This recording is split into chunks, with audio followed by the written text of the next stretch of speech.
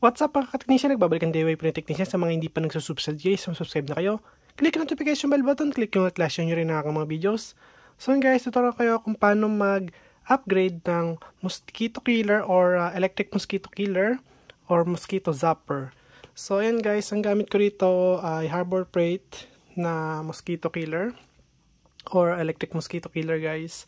At ito guys ay ginagamitan guys ng battery na D-type na battery. So, ibig sabihin yun guys, yung malaking battery na dry cell. Malaki talaga yun guys. So, kahit i-search nyo D-type battery, so makita nyo kung gaano siya kalaki. So, ayan, tinanggal ko na siya yung parts niya. At kung nakikita nyo guys, tada! Iwa-wiring na lang natin siya. Ayan. So, hindi ko na pinakita sa inyo guys kung paano ko to nabutasan. Pero kung nakasubaybay kayo sa mga video ko, malalaman nyo kung paano ko ito nabutasan na sa Type-C at kung nakikita nyo guys kung gaano ka linis ng pagkabutas dyan guys. Oh. Saktong-sakto, diba? So, ito naman guys, kung nakita nyo, in-upgrade ko to ng transistor guys. So, ayan. So, ang transistor na nilagay ko dyan ay D882P or D882. So, dati ang nakalagay ditong transistor guys ay ito. C945 or 65 guys. C965 yan. So, kahit hindi nyo na isama yung ST. Ayan guys. So, 965 pala to. So, ang basa ng ano nito guys, pin ay emitter collector base. Okay? So, dito naman, ganun din guys. Ang basa ng pin nito ay emitter collector base din yan guys. So, nakaganyan yan. Ayan guys. Okay? So, inalis ko lang to. Pinalitan ko lang nito. Yun lang yung inilagay ko rito guys. So, kung nakikita nyo, yun lang yung malinis ang soldering pagkakasolda guys. Ayan. Okay? And then, ito kasi guys yung ano niya, yung wiring niya dati. So, wala siyang color coding. So, kung ano yung wire na available lang sa kanila, yun lang yung yun yung ginagamit nila. Okay? So, makikita nyo rin guys yung spring terminal niya para sa battery ay napakalaki versus sa AA guys. Tingnan yung sa AA. Diba? So, malaking battery talaga yung ginagamit dito. So, mas malaki pa dito, guys. Sa 2665. Okay? Or 650. 26650. Ayan. So, mas malaki pa rito. Ang laki nun, guys, ay 61.5 mm by 33 mm. Yung laki. Okay? So, ayan lang, guys. So, tinanggal ko yung mga wiring niya, pinalitan ko ng bago. So, make sure, pag kayo nagpalit ng wiring, ay lagyan nyo ng tanda guys, kung saan yung positive at negative. Ito guys. So, ito yung positive niya, ito yung negative niya, ito. So, sa negative, ayan guys, so may nakalagay na tayo. Sa positive guys, hindi ko siya guys lalagay dito, ilalagay ko siya dito sa may butas. Kasi yun yung trace niya guys, kung nakikita nyo. So, dito ko ilagay yung positive. Okay. So, dito naman, eto guys, ilalagay ko lang to dito. Ayan. So, yung pula, dito ko ilalagay. Okay. Tapos yung itim, dito ko dapat ilalagay, pero biniridge ko siya guys dito. At, dito ko siya guys isasolda guys dito. So, makikita niyan mamaya guys. So, ginawa kong ganito kasi guys, kasi wala akong makita na pwede ko ipaglagyan nitong module na to. So, kaya ang ginawa ko ay, ayan no guys, mas, ano siya dyan guys, walang kawala siya dyan guys. Oh. Tapos yung battery, ayan, negative, negative. Tapos yung positive, positive niyan guys, yung eto. Magsasama to guys dito sa my board. Ayan. So, ito, pupunta rito sa may B positive. Tapos, ito namang isa ay pupunta rito sa may B positive. So, dalawa sila guys, magkadikit yan. Ayan. Okay. So, make sure na yung battery nyo ay parehas ang voltahe kapag ka pinag-parallel nyo to guys. Kasi kung mataas to, kunyari ito ay 4.2 volts, tapos ito ay 3 volts. So, pagka pinagsama nyo agad yan, rekta, yung current niya na 2 amps or 3 amps, baka maisalin niya rito, mag-iinit yung mababang voltage guys. Mag-iinit na maramdaman nyo mainit. Okay? So, make sure na i-balance nyo siya guys. O, charge nyo, full charge yung isa, full charge na rin yung isa para balance na balance silang dalawa. Pagka pinagsama nyo. Okay? So, ayun lang guys. At ito yung ano niya guys pag binuksan niyo siya, so nakita niyo guys kung gaano kalaki yung ano niya yung cover niya para sa battery. So kaya hindi talaga pwede dito ang AA guys kasi napakalaki talaga ng battery na nilalagay dito. So ang ginawa ko rito, dahil sira na yung lock, ayan guys, sira na. So hindi na siya malalock, kaya ayan, kung nakita nyo, ayan, ano na siya, super glue. Okay? So, ayan guys, at lagyan muna natin ito ng double adhesive. So, gamit kong double adhesive dito ay Extreme Scotch. Ayan guys, 3M. 3M. Ayan guys, 3M. Extreme, kulay itim ang kulay. Ito guys, lalagay ko lang dito yan, dito. Pagka inlagay na itong battery, para nakadikit na silang dalawa. So, hindi na sila para maghiwalay. Ayan. Forever na sila magkadikit. Except kung may paghiwalay sa kanilang dalawa guys, siyempre. Pero ayan guys, dikit na dikit yan dyan.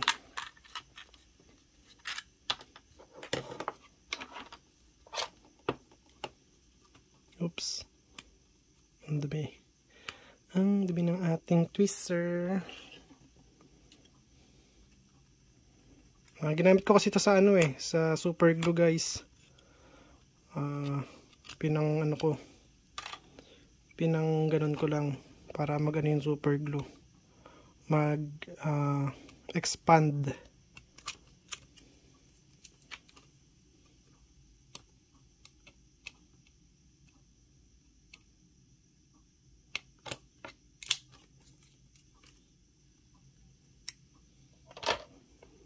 So, ngayon ito, lagyan natin dito.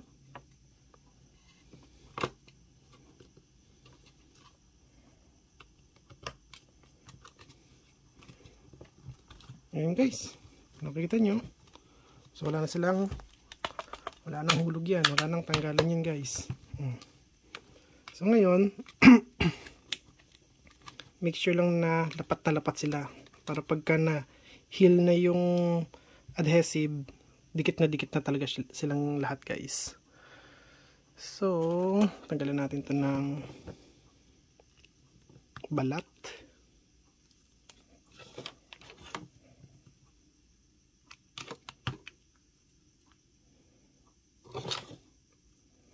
Layo natin itong dalawa kasi tatanggalin natin ito ng balat para hindi mag-short.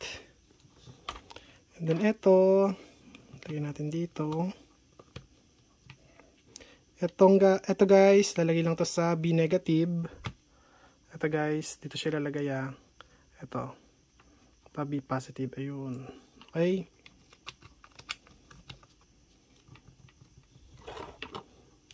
So yun guys, at babalik ako guys kasi mahaba na tong video natin. Or mas maganda nakikita nyo. Sige. Baka sabihin nyo kung saan ko pinaglalagay So, film extractor ko yan guys. At simulan na tayo.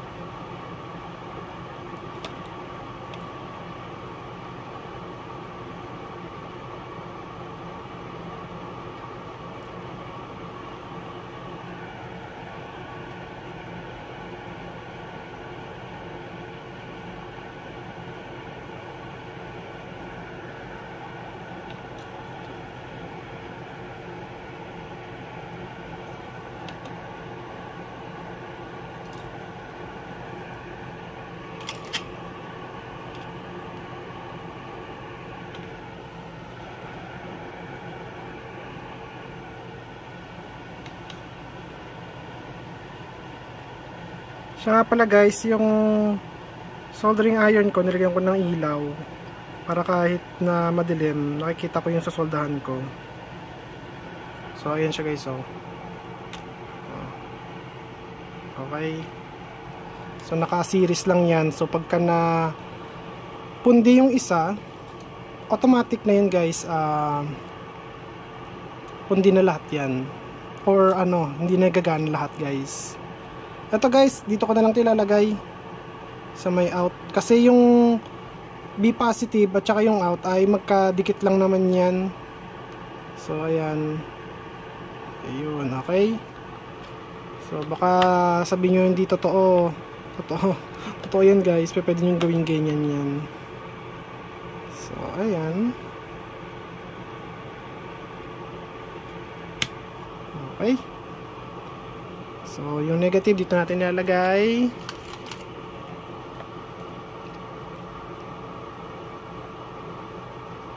Ayan guys. Para naman dito yun guys. Dito ito. Wait lang guys ha. Ang gagawin kasi natin ay ganito. Wait lang.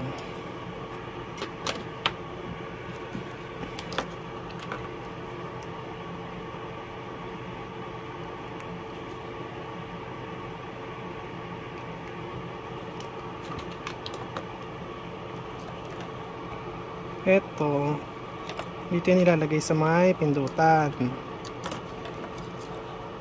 Ito. Tapos ito, dito natin nilalagay sa may butas. Ayan, sa may butas guys. Ito.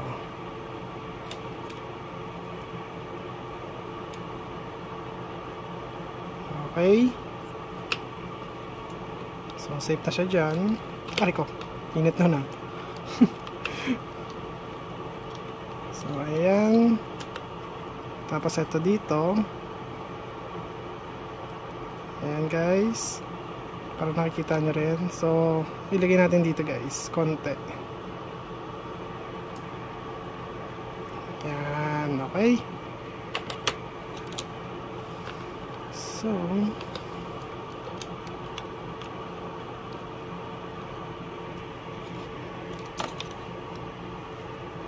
ito na yung last.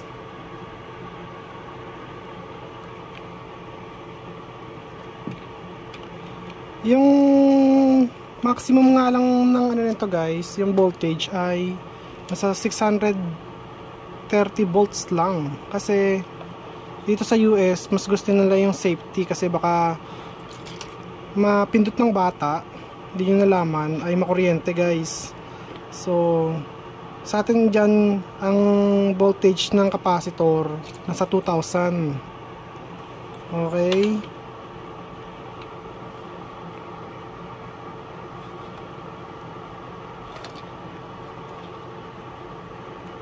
So, sa atin kasi mostly ang safety sa atin kakaiba eh. Minsan okay naman ang safety. Minsan sobra-sobra naman guys ang pagkakawalang safety. So ayan. Ito yung pindutan ko.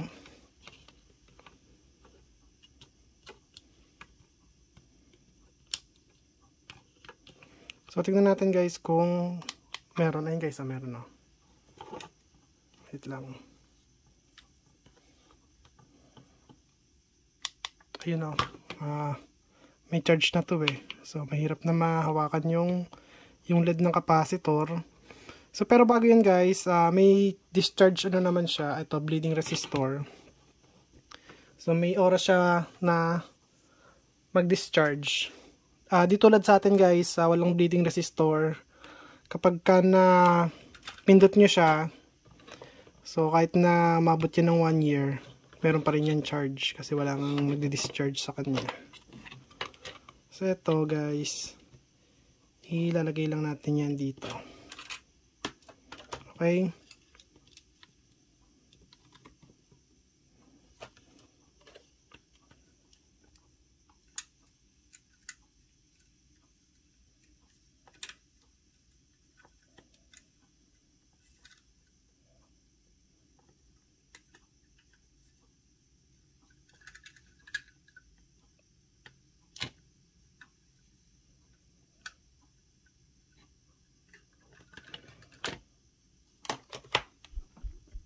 So, ayan guys. Pwede natin i-try yan dito. So, kuha lang tayo ng metal at tingnan natin. Ayan guys, ang lakas na. Ayan, lakas. Okay. Ang lakas niya na. So, ngayon guys, i-assemble ko lang siya kasi mahirap i-assemble ng ayan, nandiyan kayo. Tapos, i-test natin yung charger niya kung nag-charge na siya guys. Okay? So, ayan guys, at buo na siya. So, kuha tayo ng cable. Ito. So, ayan guys, type C. At kung nakita niyo dito guys, binutasan ko siya na maliit lang. 2 butas. So, isa para sa charging, tapos isa para full charge. Ayan guys. So, nakita niyo? So, gumagana siya. Diba? So, pagka na full charge siya, magiging kulay blue to. Okay? At kung nakita nyo guys, ang charging niya ay, ayan, 0.7 amps or 700 milliamps sa 5 volts. Kasi guys, ang ginawa ko sa, tag dito, sa TP4056 module ay pinilitan ko yung R3. Kaya hindi siya 1 amp mag-charge. So, binawasan ko siya guys ng 300 milliamps. So, eto guys naman ay tatasan nyo yung ano niya, yung resistance. So, kung ito ay 1.2K, so, gawin nyo guys 1.8K or nakalagay dito ay 182. Ito kasi 122. So, ilagay nyo dito guys ay 182. Ayan. Okay? So, para 700 milliamps lang din yung charging current niya guys. So, bakit ginawa ko yon? Para hindi uminit ng sobra tong module. Kasi pagka uminit ng sobra tong module guys, ang nangyayari kasi dito ay nababasted agad yung IC niya. Okay? So, mabilis lang mabasted yung IC nito kapag lagi siyang mainit guys. So, araw-araw kayo nag-charge, lagi siyang mainit. So, bawasan nyo guys at least 300 milliamps. Okay? At may papakita ko sa inyo guys na in-upgrade ko dito sa may ano natin, fume extractor or exhaust pan na lang or pangpalamig guys ng kakasolda lang. So ayan, kung nakita nyo, meron akong module, charging module guys. So ito ay ino-convert niya from 5 volts to 12 volts kasi 12 volts tong battery na to lahat-lahat. Or, pwede kayo guys gumamit dito ng Type C to Type C. Dito guys, Type C, tapos Type C. So, ang mangyayari dyan guys ay magbibigay ito ng 15 volts papunta rito, tapos i-back converter niya. Imbis na i-boost niya, i-back convert niya para sa 12 volts lang guys. Kapag ka 5 volts naman kasi yung ginawa nyo guys, mataas yung amperes niya, mabilis uminit yung module at ibuboost niya kasi yun guys, kaya mainit agad yung module.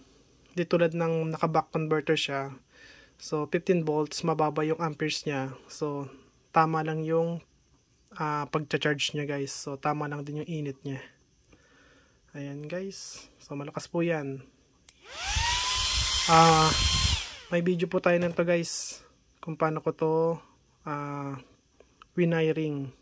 Okay?